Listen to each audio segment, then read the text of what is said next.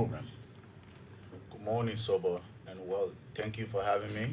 Good morning to the peace-loving people of Liberia. Okay, so like I said, I'm sure you heard my intro. Um, this is part of the build-up to His Excellency delivery of the SONA. The president will be delivering the State of the Nation address on the fourth working Monday, which this year falls on the 30th of January. So we thought that when I say we, I make a reference to the government communication team. We felt that there's a need for all of you to come and explain to the Liberian people how has the president achieved over the years, over the period. So we thought that the NRC is scheduled for this date. So welcome to the program. Thank you so much. Thank you.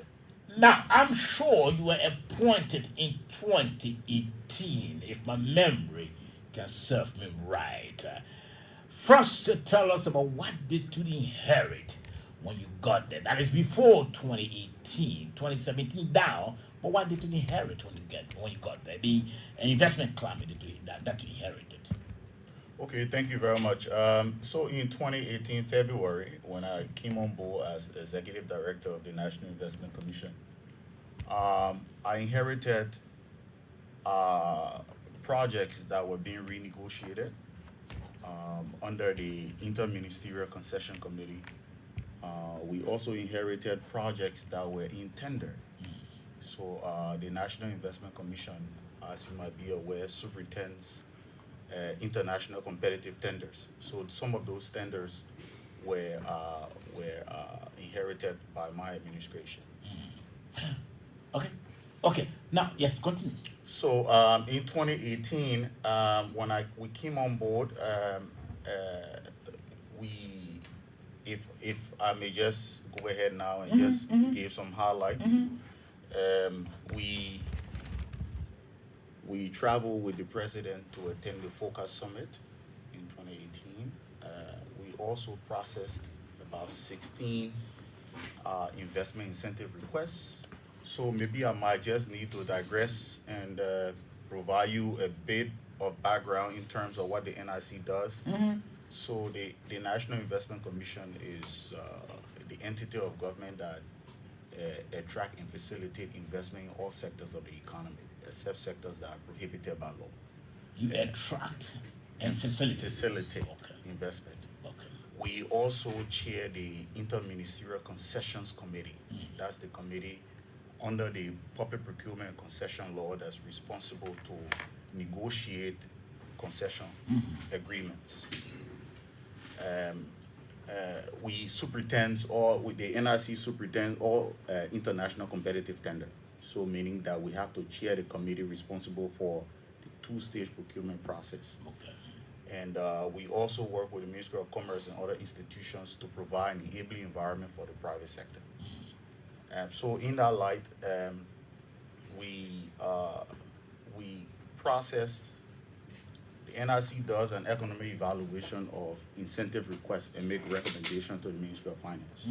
So during the year under review 2018, we processed about 16 of those requests, and they were forwarded to the Ministry of Finance for certification of special investment incentives.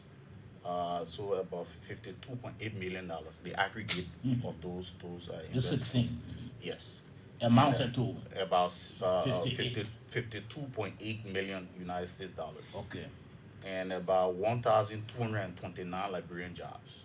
So if you look under the PAPD, the National Investment Commission, fall under the pillar, the economy and jobs pillar, pillar 3.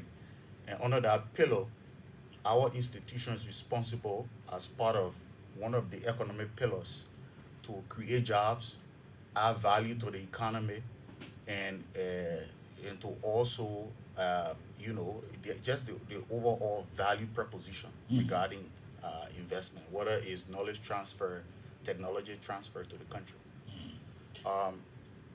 We also attended AGWA that year, the Africa Growth and Opportunity Act, at the State Department in the U.S.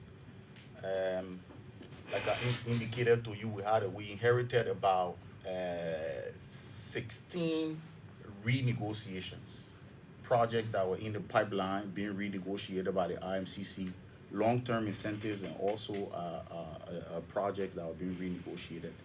That year, we were able to conclude about 4 of those investment projects. We did the renegotiation for Firestone. We completed traffic management renegotiation. We did Nimba Rubber. Nimba Rubber is a rubber project in Nimba County. We completed that year as well, among other projects. So we did 4 of them that were signed and ratified, amounting to around 174.5 million US dollars. And then the potential jobs to be created were around 3,000 jobs. Okay. We're still on 2018. We did a cancellation. We did an audit of some of the international tenders and realized that they were not in compliance. So we canceled some of them and then we re-tendered them. Okay. That's in our purview under the Public Procurement Concession Law. So we did a re-tender for a destination inspection project. So on our accession to WTO, you have to move from pre-shipment inspection to destination inspection. So we had to do an international tender to bring an international firm that would take over from BVAC. Okay. BVAC was doing pre-shipment inspection. Bureau Veritas. Right. And now that company would then do destination inspection, have the scanners to do it. It improves your trading. It improves doing business. We also did an electronic fiscal device project. So the electronic fiscal device is a domestic resource project where devices are installed at vendors, at vending points, and then it improves payment of GST to government. Okay. We also we canceled the lottery one, and then we re-tendered that, and then we also were working on a project with water and sewer. That same year, like I indicated to That's you. in 2018. 2018. Okay. I'm still on 2018. Okay. We also, as you know, we received about 162 requests from foreign companies that were looking to do business in Liberia. 152. 162. 62. And then usually based on our processes, we wrote some of those companies to visit the country, and we entertained around 51 delegations a year. It was an influx of people coming from abroad showing interest in the country. Investors. So that's for 2018. And then in 2019, you remember the president was very keen on. Now, before we go to 2019, Mr. Gray, let me just make some interjections there. First, beginning with the 162 requests from foreign individuals, foreign people to come in and invest in the country. How did it go? What was the result from there? So let me just clarify one issue here. If companies trying to do business in Liberia don't have to come to the National Investment Commission. Okay. The law provides under the association law of the country, if you register a business, you get a tax identification number, you can go ahead and do business. Some of these companies needed for us to point them in the right direction, to tell them more about the country, about the different sectors, a priority sector in agriculture, for example, areas where the government were looking to do investment. So let's assume if the they came in, they requested, and you approved that request. Is it not under your supervision or your watchful eyes to know as to whether they came in, whether they've started or not? Is it not part of your role? So if a company comes into the country and that company need a consideration from the government, whether they need a land from the government to put a factory, or they need fiscal consideration, duty-free privilege to drive down some of the startup costs associated with starting a business, then they can come through the NIC. Okay. Or broadly under the law, you can go to the business registry, register a business, get a tax. You can be 100% foreign-owned company, foreign domestic company. That's the So the question I'm nomenclature. asking regarding the 162 requests from foreign, individuals who wanted to come to do business in the country, did they come or did they change their mind? No, some of those companies came to the country. Okay. I just don't have. They are the currently figure. operating? Some of those companies are operating. So there's no statistics as well how many of them operating, how many didn't come. We have some of those names. We don't have all of them. Okay. We don't have all of them. But is So I it a don't- bulk of them or just a few of them? Some of them, not a few of them. Okay, a few of The them. country. Okay. A few days ago, I remember one of those companies that we interacted with in 2018. I was surprised because they have been in the country and operating, and then they came now. They are looking to do rubber wood processing, and they came to my office now seeking investment incentives, and I was shocked. But because we have a CRM system that tracks projects, Okay. and track whoever that come into the country. So that system was able to pick up that company has already been in country. Okay. Okay. Now, before we go to 2019, you made reference to investment incentive requests, 16 of which you said you also received, amounting to over $50 million. Are they in country now, or did they change their mind as well? All of them are in country. All of them are in country. So the government was able to receive that amount? So when we let's be clear. When we mention, if we say a project, an investment is worth $50 million. Some of those investments are over a period of 15 years, Okay. over a period of 25 years. So we have to be clear. For what we call short-term incentive projects, right? The consideration is that, but in the year 2018, right, we're still running the 5-year incentive regime. Now it has been reduced to 3 years. Should it? Under that 5 year, the evaluation that is done is to ensure that within 5 years that investment is made and that investment is viable. So all of those projects are still here. They are still viable. They are still running and adding value to the economy. Okay. So, but on the book, Mr. Gray, up to present, since 2018, we are yet to determine whether the government received the $58 million. It's the investment that is being made. It's not money Okay. that comes to the government. Okay. Yeah, it's not like a signature bonus or anything of that nature. But It's investment. when they come in, this is the question I want to ask. When they come in, the government does receive royalties, right? the government receives all the attending taxes. So Okay. that's the beauty of the long-term incentive. Because even though there's a tax expense to the government, by granting incentive because you're waiving duty-free, all right? However, there are other considerations that would trigger us to even grant that incentive request. For example, you have to show that you will pay all your taxes. Okay.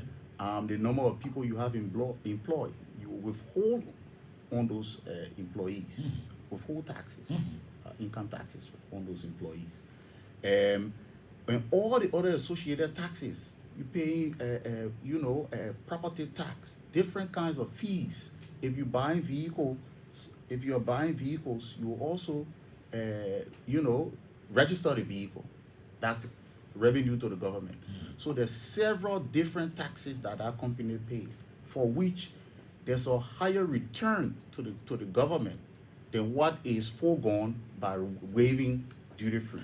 Now, the 16 investment incentives a request that you received. I don't want to. No, I'm coming because we want to create the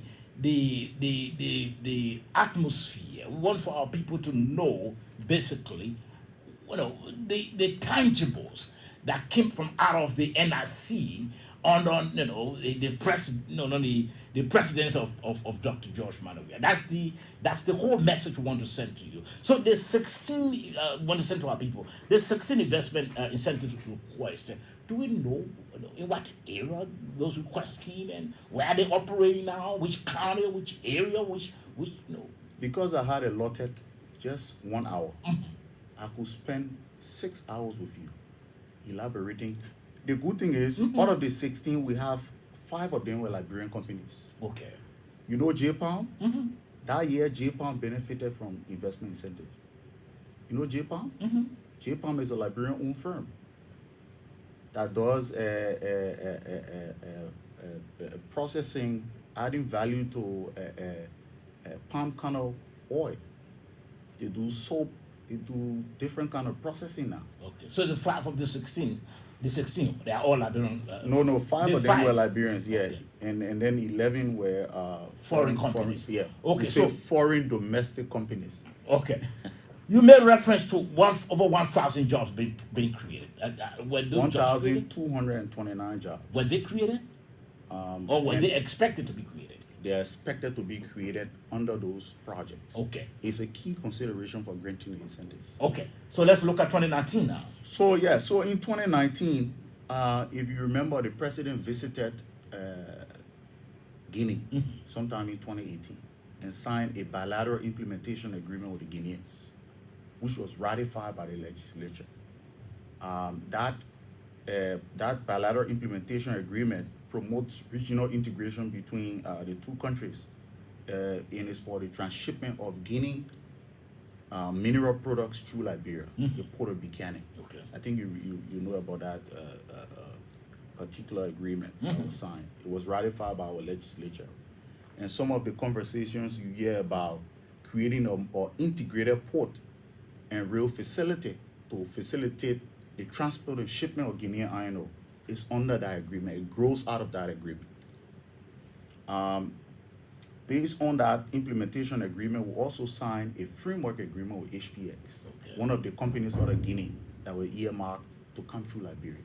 And we said, under the framework agreement, we will create that, we will progress to a point where we sign off on a transshipment agreement with you, or track access, because they need access to the rail line, the Yekepa Buchanan rail, and also they need access to port facilities. This is something we've been working, with working. When I say we, the Interministerial Concession Committee has been working on over the last few years. Okay.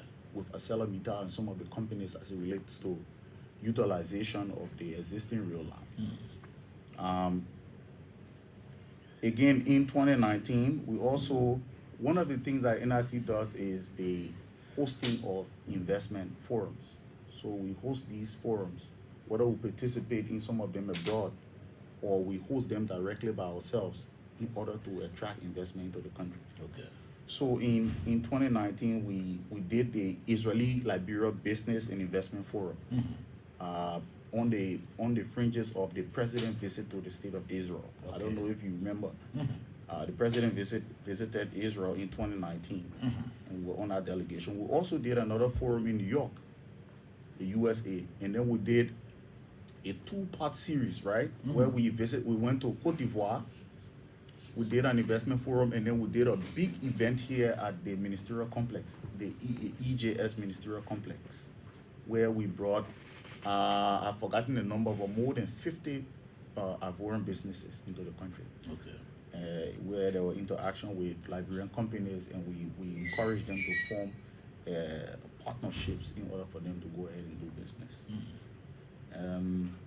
That same year, we also, again, special investment incentives. There were 19 companies that applied and were recommended to the Ministry of Finance and Development Planning with a total investment of around $67.8 million. Okay. Jobs created for Liberians were around 1,573 jobs. Okay. That same year, as part of our investment promotion effort, we developed and published an investor guide where you talk about some of the processes involving doing business in the country and investing. Okay. Published that, and also we did a new website.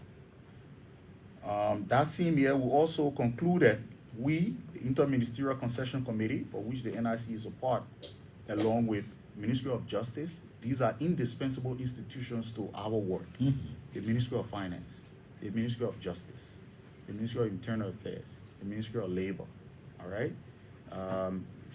And that year, we concluded, the IMCC concluded the concession agreement for Hummingbird Resources. I don't know if you know Hummingbird. They are in the southeast, Okay. in Sino. Operating there. operating in Sino. Okay. It's a gold project. It's a gold, a mini, and then they were in exploration, and then they had made a commercial size discovery for which they applied for a mineral development agreement. Okay. And in 2019, we concluded a mineral development agreement with Hummingbird Resources for $500 million project over 25 years.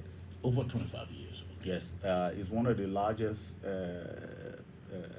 gold project in the sub-region, in the southeast, and that project again will create around 1,000 jobs. All right, and then we also did. I don't know if you realize, but when I say we, when the president took over, there was only one cement factory in the country. Now we have 4 cement factories. Okay. 4 Open market. that are being built under the stewardship of His Excellency George Manneh Weah. There have been additionally 3 cement factories that have been built. The Futa Cement Factory was built under this administration. The Star Cement Factory was built under this administration. And then there's also what we call Capital Link Cement that was built in Buchanan. So you broke the cement monopoly that the cement was enjoying. Right now we have 4 cement factories Okay. in the country, which, if you ask me, in my opinion, when you have additional supply of cement on the market, then you won't have any shortage. As you can see, it helps with the reconstruction of the country. Sure. You can see new buildings and new infrastructure popping up all over the country. That's because of some of the interventions that this administration has made. That's in 2019 you did that. 2019, no, in 2018 we did the Futa one. Okay. The Futa one is the cement factory. And then in 2019, we did 2 cement factories. So it was the Star Cement for the $1.4 million that will create around 900 jobs doing operations. And then we did the Capital Link Cement. All of these factories have been built. I've seen them with my own eyes. Do we know in totality, Mr. Gray, how many jobs they've created for Liberians? So yeah, so I'm just giving you some of the jobs. Star Cement for the $1.4 million has been constructed. So usually these projects create jobs during the construction phase. Okay. But the jobs that I'm talking about are jobs that they will create during operations. So about 900 jobs, skilled and unskilled jobs, will be created during operations. Capital Link Cement, $35 million project. That was built. It has been built in Buchanan, and will, 220 jobs doing operations. And then we also did what we call Golden Safeguard. So Golden Beryllium and Safeguard, we're trying to collaborate to do a large, what we call a oil processing plant in Maryland County. We also facilitated that project. It was a $34 million project. So they were putting a plant to process 80 tons per hour of CPO. When we say CPO, means crude palm oil. Okay. So that project That's in 2019. That was in 2019. Okay. And then we did a small project called the Lockbox Project with the Ministry of Posts and Telecom. And that project was for the rehabilitate. I think they were trying to have it facilitates a trade. It facilitates doing business because each business, when registered, you hear PO box. You need to have a post office box. So I think they were doing this small project with a company that was going to revamp those boxes in order for new and existing businesses to have post office box. Okay. Now, before we go to 20, you threw it 2019? No, I'm not finished with 2019. Sorry, I need to probably go faster, right? Like as I indicated, we canceled some tenders, international tender in 2018. We were able to superintend some of those tenders in 2018. We canceled 2019. We were able to superintend some of those tenders. So the destination inspection, the verification of you spoke about that already. Outsourcing of the national single window and electronic fiscal device. Those were concluded in 2019. Okay. And then the NIC was the National Authority for Expo 2020. You know, Expo show event was earmarked to be held in 2020, but because of COVID, it was moved. But the NIC was, the executive director of the NIC was appointed by the president as the commissioner general for the Expo. So that was under the aegis of the NIC, ensuring Liberia's participation, ensuring, showcasing made in Yeah, Liberian other products yeah. to the rest of the world. So that's for 2019. Okay. Now, before we go to 2020, because I'm sure got some time there, you spoke about the NRC also been responsible to hold or organize investment forum, and you spoke about the one the Israeli Liberian business forum. You also spoke about the New York forum. Now, Mr. Gray, what were the outcomes so far? Because those forums, like you said, or those fora were intended basically to attract, to encourage investment opportunities, investment individuals to come into the country. What would be the outcome?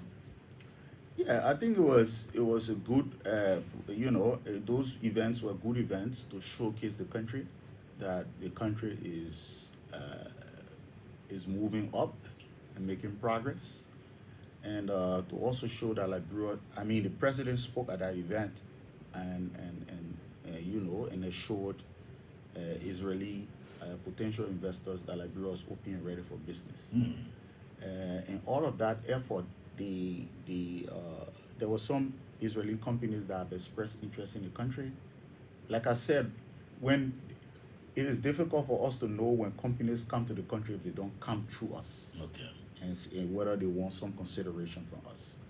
But one of the companies that I remember that also engaged, even though they were engaging before, but they also engaged out of that forum, was a company called Gigawatts that expressed interest to build a 20 megawatts. They were already engaging us, but they attended our forum and again tried to re-engage to see how we could progress. Okay. And they expressed interest to do a 20 megawatts solar facility, facility at the Mount Coffee Hydro, and that was a project that we tried to work to ensure that we could get in country. Okay. Okay. So let's talk about 2020. Yeah, so 2020, as you know, 2020 was a very tough year for the country. You know, not just Liberia, but for the Entire world. Entire world. We had this whole COVID. Right. You know. As a result of the COVID epidemic, but we're still able to, during the entire year, we worked. Even though we had to cut down staff, we had to follow different health protocols. But we still went ahead and we worked during the entire year. Okay. And that year, one of the things that we also did was there was a shift, especially with our negotiations. We had to shift from face-to-face engagements to virtual and start to use some different online platforms like Zoom and and other all of platforms that, to be able to engage with our partners. So in 2020, that year, we were able to finalize 4 concession agreements in 2020, amounting to around $195.7 million, with a potential 542 jobs to be created.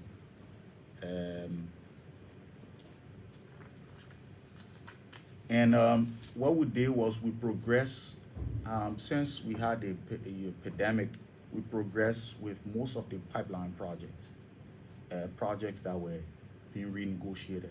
We did extensive negotiations that were done virtually, utilizing Zooms, Microsoft Teams, and whatnot. So the entire 2020, we were renegotiating the ArcelorMittal Third Amendment. These were very tough negotiations that we were engaged, locked in long negotiations with our transaction advisors, ArcelorMittal, and our team. Okay.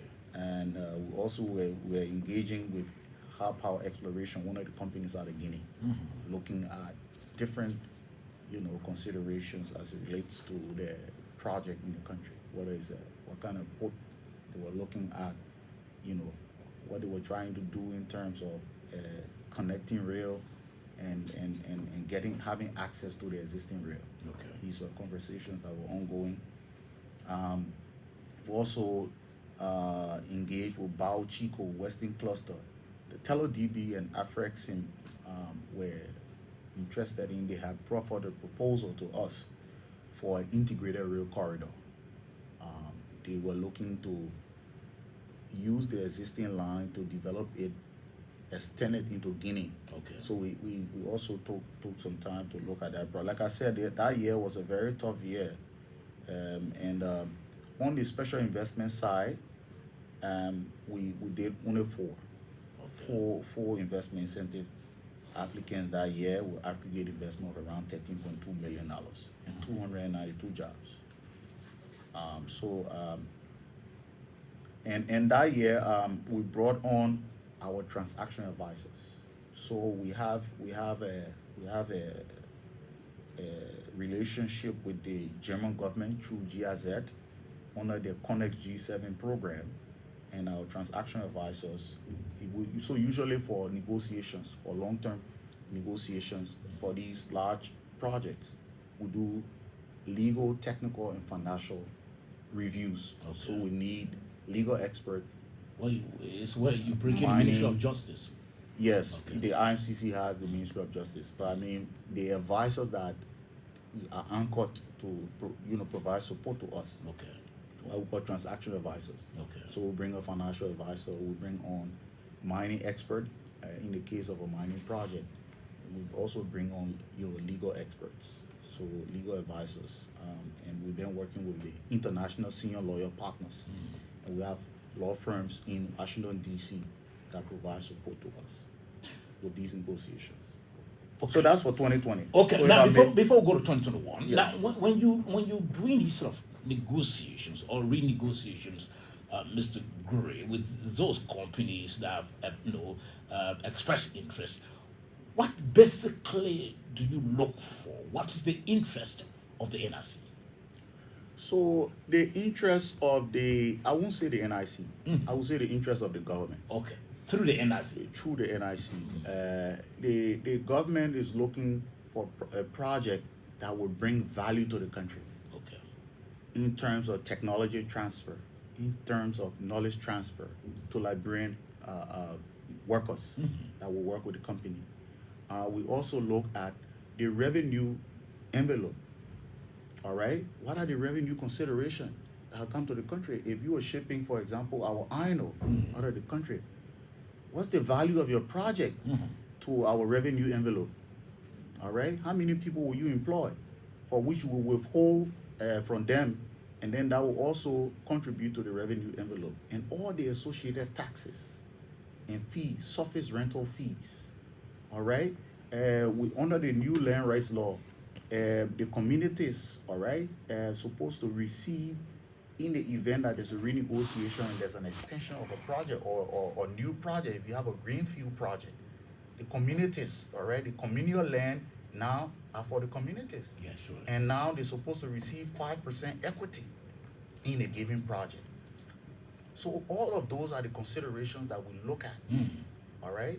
And, economic activities that we call multipliers, all right? So if you have a project and you're procuring locally in the economy, or you're using local suppliers and contractors, it adds value to the country. So those are the multipliers that the government look at when we negotiate these contracts.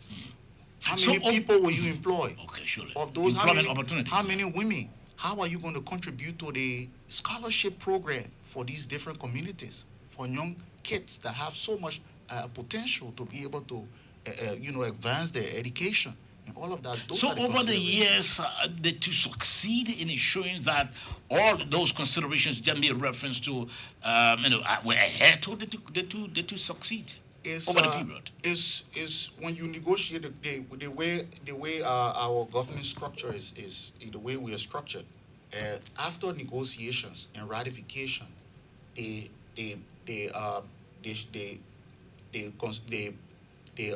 what you call a monitoring evaluation of the project shifts to the National Bureau of Concessions. Okay. So the National Bureau of Concession has to pick that up And that's the reason why they are on the IMCC. But they continue to monitor compliance with the agreement to ensure that all of those things we negotiated and have meeting of the minds on, that the companies are going to fulfill them. If they're not fulfilling them, then they are not meeting the obligation for which they have to be reprimanded Okay. and brought to book. And brought to book. Okay, let's look at 2021 and 2022 quickly. Okay, so in 2021, we did 13, under the special investment incentive, we were able to process around 13 of those requests. Don't forget, not all applications are accepted. Yeah, sure. Some are Because you denied. have to qualify, you have to be in a specific sector, you have to be making certain interventions. There's an economic evaluation to make a determination whether or not you should be certificated Or not. before, recommended to the Ministry of Finance. So we have to be clear on that. And out of the 13 is the aggregate investment was around 48.1 million US dollars and 1,727 Liberian jobs to be created over the 3 years. We also did a virtual summit where we made representation at as we were counting down to the COP26. Our embassy in the UK organized this UK Liberia virtual summit, and then we also were able to participate, and then present investment opportunities in solar energy, renewable biomass, marine services, infrastructure, and the likes. And for the first time in 2021, we joined the World Association of Investment Promotion Agencies. Okay. It was for the first time. As an investment promotion agency of the government, the National Investment Commission had not been a part of that world body. Okay. And we are proud that we were able to join that association. We also did a U.S. Liberia investment event, a virtual summit. 2021, COVID was still raging. And then, so we did a virtual event that was organized by the Liberian Embassy in Washington, D.C. We again issued a 5th edition of the Investor's Guide, Okay. speaking about investment opportunities. And that was published, and we did a new website. Currently, you can visit our website, www.investliberia.gov.lr. We did a new website that is comparable to any other website in the sub-region That's in 2021. in 2021, Okay. with support from the African Development Bank. And in 2021, we concluded for concession agreements, we concluded Baochico. There's Baochico is in Bapolu, in Bapolu County. It's a $500 million project, over 25 years, a 25-year project. It's a mining project. Okay. That project is to potential jobs to be created is around 300 jobs. We also did Morden Mill. That's another project, and that's processing of flour. And it's a $40.5 million project. Okay. Morden Mill. That year, if you remember, we concluded ArcelorMittal, but it's an $800 million extension project, but that investment was rejected by the legislature for some considerations that it was sent back to us for us to look into. Okay. And then that 2021, I know you've been listening to the news, and there'll be a lot of talk about Western Cluster. Western Cluster actually engaged us in 2021. They were the ones that made representation that they wanted to come back into the country to recommence operation. That was in 2021. In 2021, yeah. 21. All right. And then in 2022, you want me to just transition? Okay, in 2022, all right, we entered into this framework agreement for resumption of Western Cluster's operations. Okay. In Bowman County. After they engaged you in 2021. In 2021 and in 2022, when they engaged us in 2022, let me clarify this issue. It's the first time I've spoken on this since with all the hula baloo around it. Surely. When Western Cluster engaged in 2021, I engaged with the Liberia Revenue Authority to know what was the quantum of their fiscal obligations to the government. Because you have an agreement, a ratified agreement. And Western Cluster does have a ratified agreement with the government, so we need to clarify that issue. And based on that agreement, were owing the government some money, for which we indicated that they needed to make those payments. Okay. So that was the back know and how much? forth that we Do we did. know how much did they owe the By 2022, it was around $23 million. Okay. $23 million that they were owing the government, even though they had not operated for that period. The mine been lying dormant. But they still needed to pay. But because the agreement is a ratified document and the agreement is enforced, you still owe us some money, Okay. for which then we requested that payment. And so now we're happy that they have resumed operations. I understand that they will be making the first shipment this week. And then, so we will see a ramp up of the operations. By the time they complete the new port facility and the new rail facility in Bomi. This year we're going to do the renegotiations in order to bring the agreement up to par because of profound changing circumstances. Okay. As it relates to when it was signed in 2011 as compared to today. We also initiated in 2022 a capacity study of the Yekepa Buchanan Rail. Because what has not been done with that rail line is so there are two things. You can do a baseline study, you can do a capacity study. Okay. Baseline, but we decided to do a capacity study to know what's the overall, if you do all the improvements on the line, what would be the overall capacity of this line? Okay. And how many users can we put on this line? Because we intend for this line to be an integrated rail line. They facilitate shipment of iron ore for multiple users. All right, so we did a tender in order to bring an international firm in. That tender was won by an American company, and they are going to now do that study in order for us to get a better appreciation of what's the overall capacity of the line, what are the attending interventions